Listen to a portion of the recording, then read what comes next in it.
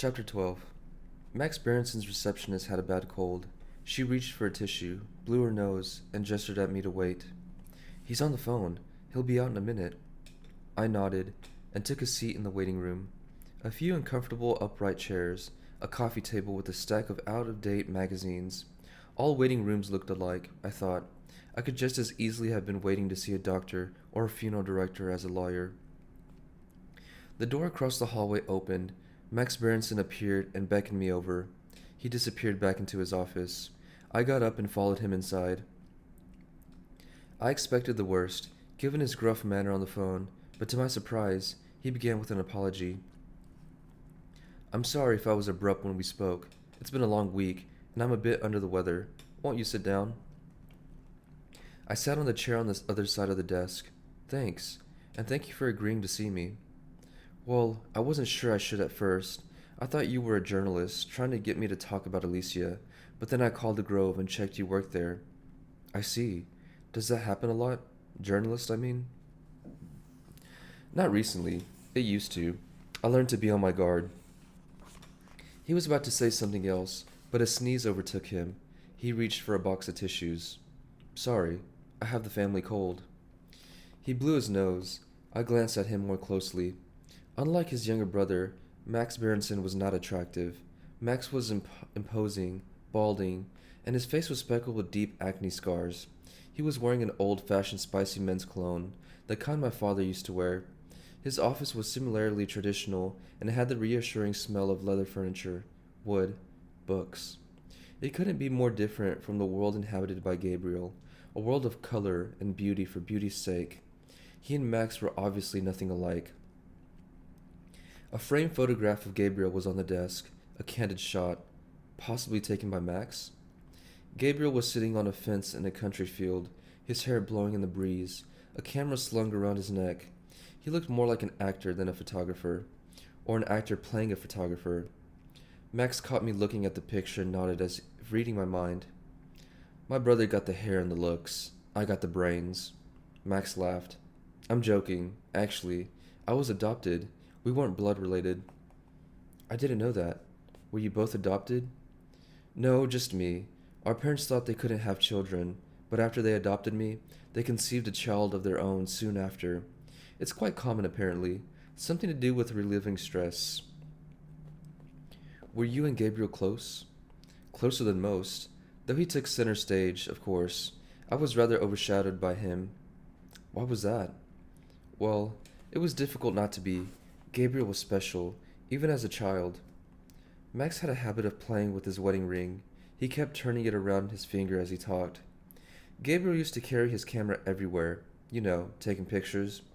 My father thought he was mad. Turns out he was a bit of a genius, my brother. Do you know his work?" I smiled diplomatically. I had no desire to get into a discussion of Gabriel's merits as a photographer. Instead, I steered the conversation back to Alicia. "You must have known her quite well." "Alicia? Must I?" Something in Max changed at the mention of her name. His warmth evaporated. His tone was cold. "I don't know if I can help you. I didn't represent Alicia in court. I can put you in touch with my colleague Patrick Doherty if you want details about the trial." "That's not the kind of information I'm after." "No?" Max gave me a curious look. "As a psychotherapist, it can't be common practice to meet your patient's lawyer?" "Not if my patient can speak for herself, no." Max seemed to mull this over. "I see. Well, as I said, I don't know how I can help, so I just have a couple of questions." "Very well. Fire away." "I remember reading in the press at the time that you saw Gabriel and Alicia the night before the murder." "Yes, we had dinner together." "How did they seem?" Max's eyes glazed over. Presumably he'd been asked this question hundreds of times, and his response was automatic, without thinking. "Normal. Totally normal." "And Alicia?" "Normal," he shrugged. "Maybe a bit more jumpy than usual, but..." "But?" "Nothing." I sensed there was more. I waited. And after a moment, Max went on. "I don't know how much you know about their relationship."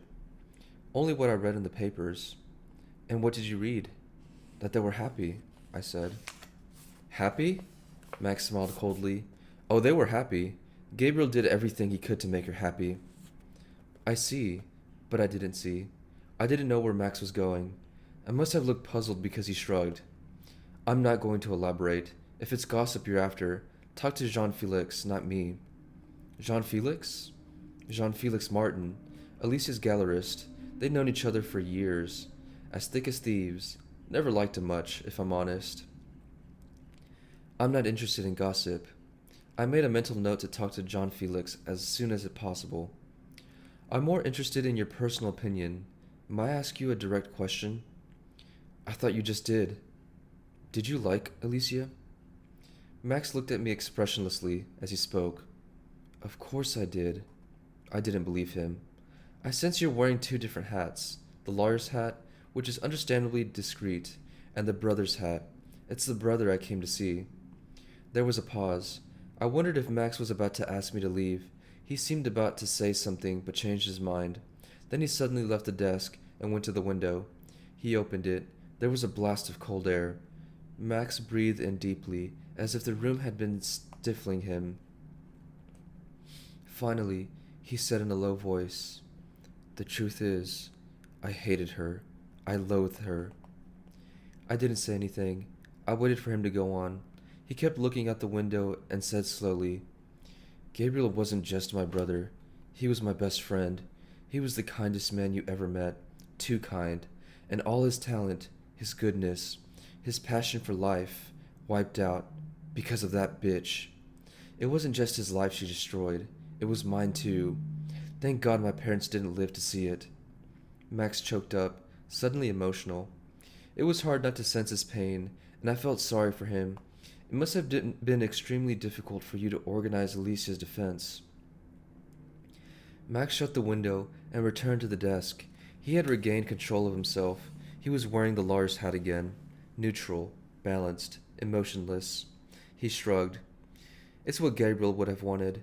He wanted the best for Alicia, always. He was mad about her. She was just mad. You think she was insane? You tell me. You're her shrink. What do you think? I know what I observed. And what was that?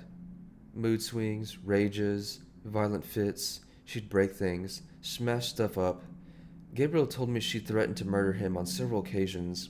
I should have listened, done something. After she tried to kill herself, I should have intervened, insisted she got some help. But I didn't. Gabriel was determined to protect her, and like an idiot, I let him. Max sighed and checked his watch, a key for me to wrap up the conversation, but I just stared at him blankly. Alicia tried to kill herself? What do you mean? When? You mean after the murder? Max shook his head. No, several years before that. You don't know? I assumed you knew. When was this? After her father died. She took an overdose. Pills or something. I can't remember exactly. She had a kind of breakdown. I was about to press him further when the door opened. The receptionist appeared and spoke in a sniffly voice. Darling, we should go. We'll be late. Right. Coming, dear. The door shut. Max stood up, giving me an apologetic glance. We have theater tickets. I must have looked startled because he laughed. Tanya and I, were married last year. Oh, I see. Gabriel's death brought us together. I couldn't have gotten through it without her. Max's phone rang, distracting him. I nodded at him to take the call. Thank you. You've been a great help. I slipped out of the office. I took a closer look at Tanya in reception. She was blonde, pretty, rather petite. She blew her nose, and I noticed the large diamond on her wedding finger. To my surprise, she got up and walked toward me, frowning. She spoke urgently in a low voice. If you want to know about Alicia, talk to her cousin Paul. He knows her better than anyone. I tried calling her aunt, Lydia Rose. She wasn't particularly forthcoming. Forget Lydia. Go to Cambridge. Talk to Paul. Ask him about Alicia and the night after the incident. And... The office door opened. Tanya immediately fell silent. Max emerged and she hurried over to him, smiling broadly. Ready, darling? She asked. Tanya was smiling, But she sounded nervous. She's afraid of Max, I thought. I wondered why.